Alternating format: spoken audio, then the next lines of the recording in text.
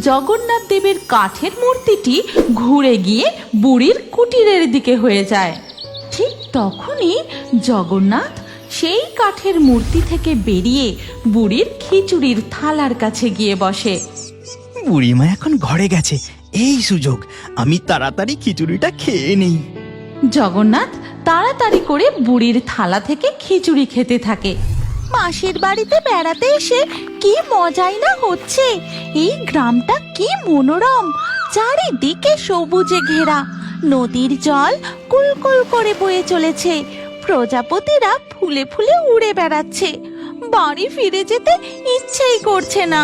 আর মাসি নানান রকমের সুস্বাদু খাবার বানিয়ে খাওয়াচ্ছে, সাথে আমার প্রিয় পোড়া পিঠে, মালপোয়া।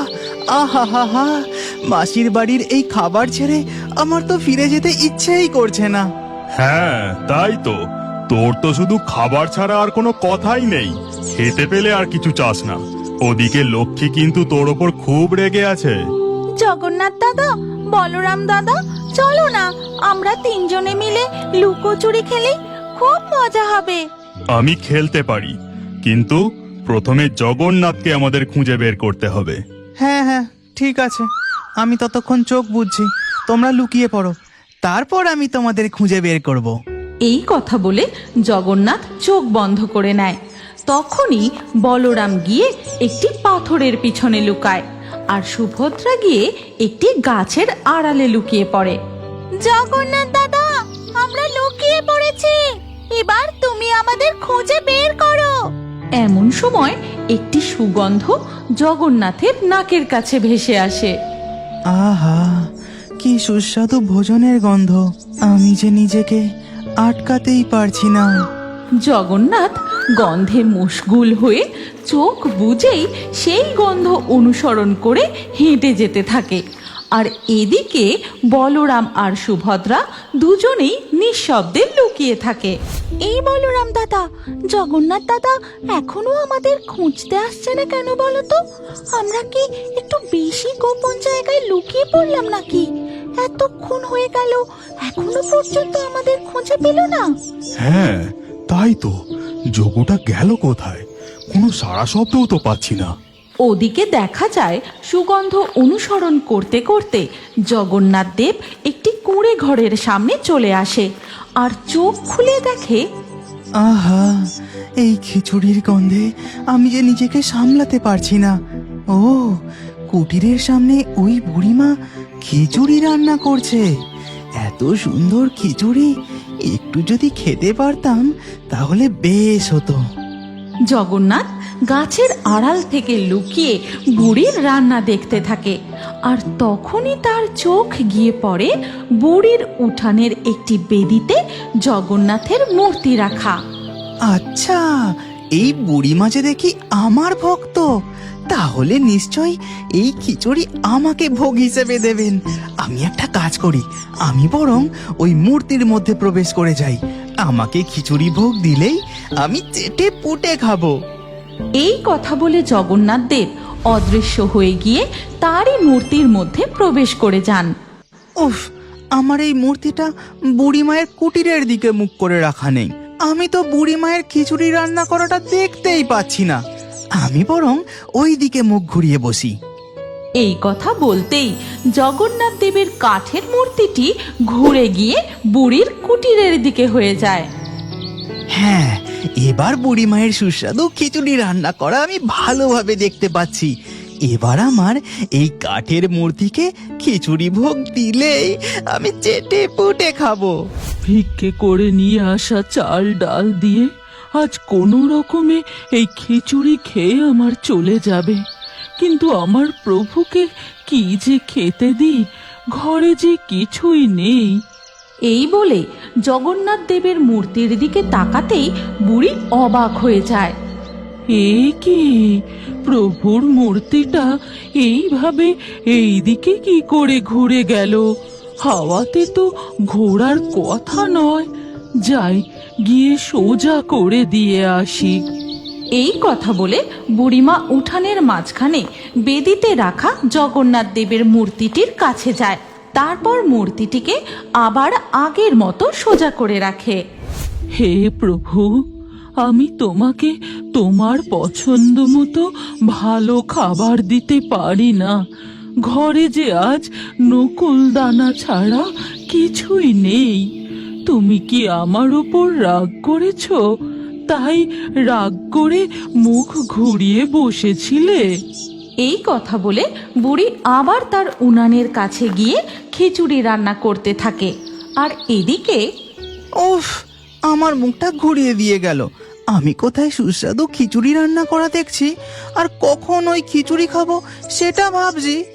জগন্নাথ দেবের কাঠের মূর্তিটি আবার ঘুরে গিয়ে বুড়ির কুটিরের দিকে হয়ে যায়। এমন সময় বুড়িমা রান্না করতে করতে লক্ষ্য করে জগন্নাথ দেবের মূর্তি আবার তার দিকে ঘুরে গেছে। এই দেখে বুড়িমা, হে প্রভু, এ তোমার কেমন লীলা! তোমার মূর্তি কিভাবে বারবার ঘুরে যাচ্ছে। বুঝেছি, তুমি নকুলদানাই ভোগ হিসাবে গ্রহণ করতে চাইছো। দাঁড়াও প্রভু, আমি তোমাকে এক্ষুনি নকুলদানা দিচ্ছি। এই কথা বলে বুড়িমা তার কুটিরের ভিতরে যায়। তারপর দুটি নকুলদানা নিয়ে জগন্নাথ দেবের মূর্তির সামনে রাখে। হে প্রভু, আজ তুমি এই দুটো নকুলদানাই গ্রহণ করো। আমার কাছে আজ দুটি নকুলদানা আর ভিক্ষে করে আনা চাল ডালের খিচুড়ি ছাড়া কিছুই নেই। ভিক্ষে করা জিনিস তোমাকে ভোগ হিসাবে কিভাবে দিই বলো? এই কথা বলে বুড়িমা আবার তার উনুনের কাছে ফিরে গিয়ে রান্না শুরু করে। আর জগন্নাথ দেব মনে মনে বলেন, ও হো, বুড়িমা দেখছি কিছুই বোঝেনি। আমি ওই সুস্বাদু খিচুড়ি খেতে চাই। এমন সময় ওদিকে দেখা যায় সুভদ্রা আর বলরাম চারিদিকে জগন্নাথ দেবকে খুঁজে বেড়াচ্ছে। এই যোগুটা যে কোথায় পালিয়ে গেল কি জানি, চারিদিকে খুঁজে ফেললাম, কোথাও দেখতে পাচ্ছি না। মাসি হয়তো চিন্তা করছে, এবার ফিরে যেতে হবে। আমরা লুকোচুরি খেলছিলাম, কোথায় জগন্নাথ দাদা আমাদেরকে খুঁজবে তা না, এখন আমরা তাকে খুঁজে বেড়াচ্ছি। ভালো লাগে না বাপু।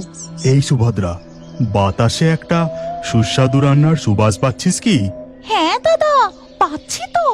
নির্ঘাত যোগুটা ওই দিকেই গেছে। চল, আমরা গন্ধ অনুসরণ করে ওই দিকটায় যাই। এরপর বলরাম ও সুভদ্রা সেই গন্ধ অনুসরণ করে এগিয়ে যেতে থাকে। আর ওদিকে তখন দেখা যায় বুড়িমা একটি পাত্রে কড়া থেকে খিচুড়ি তুলছে। হয়ে গেছে, এবার আমি খেয়ে নি। এই যা, ঘর থেকে যে কাঁচা লঙ্কাটাই আনা হয়নি, যাই নিয়ে আসি। এই কথা বলে বুড়ি তার কুটিরের মধ্যে ঢুকে যায়। ঠিক তখনই জগন্নাথ সেই কাঠের মূর্তি থেকে বেরিয়ে বুড়ির খিচুড়ির থালার কাছে গিয়ে বসে। বুড়িমা এখন ঘরে গেছে, এই সুযোগ, আমি তাড়াতাড়ি খিচুড়িটা খেয়ে নিই। জগন্নাথ তাড়াতাড়ি করে বুড়ির থালা থেকে খিচুড়ি খেতে থাকে। আর তখনই সেখানে এসে উপস্থিত হয় বলরাম ও সুভদ্রা। জগন্নাথ দাদা, এ তুমি কি করছো? তুমি এইভাবে লুকিয়ে লুকিয়ে খিচুড়ি খেয়ে নিচ্ছ কেন? যোগু, এটা তুমি ঠিক করনি। আমরা তোমাকে চারিদিকে খুঁজছি, আর তুমি এখানে লুকিয়ে লুকিয়ে খিচুড়ি চুরি করে খাচ্ছ। আহা, কি সুস্বাদু খিচুড়ি! এইটুকুতে আমার পেট ভরেনি। আমি কড়ার খিচুড়িটাও খেয়ে নিই। জগন্নাথ দেব বলরাম ও সুভদ্রার কথার কোনো উত্তর না দিয়ে বুড়িমার রান্না করা অবশিষ্ট খিচুড়িটাও কড়া থেকে তুলে খেয়ে নেয়। আমার পেট মন এতক্ষণে তৃপ্ত হলো। তোমার দুষ্টুমি আর শেষ হয় না। চলো, মাসি আমাদের জন্য অপেক্ষা করছে। এবার আমাদের ফিরে যেতে হবে। ওদিকে কুটিরের মধ্যে থেকে বুড়িমা বাইরে বলরামের চিৎকার শুনতে পায়। কে কে বাইরে? কারা কথা বলছে? এই রে, বুড়িমা মনে হয় আমাদের কথা শুনতে পেয়ে গেছে। বুড়িমা বেরিয়ে পড়লেই আমাদের দেখতে পেয়ে যাবে। চলো, আমাদের এখান থেকে এক্ষুনি চলে যেতে হবে। এই কথা বলতেই জগন্নাথ, বলরাম ও সুভদ্রা অদৃশ্য হয়ে যায়। আর বুড়িমা বাইরে বেরিয়ে দেখে তার রান্না করা খিচুড়ি আর একটুও অবশিষ্ট নেই। হায় হায়, আমার খিচুড়ি কে খেয়ে গেল? এবার আমি কি খাবো? থালাতে দেখছি অল্প একটু খিচুড়ি পড়ে রয়েছে। আমার যে খুব খিদে পেয়েছে, আমি বরং ওটাই খাই।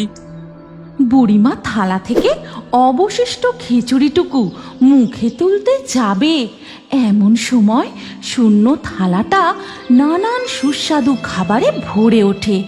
আর এই দেখে সে আশ্চর্য হয়ে প্রভুর মূর্তির দিকে তাকায়।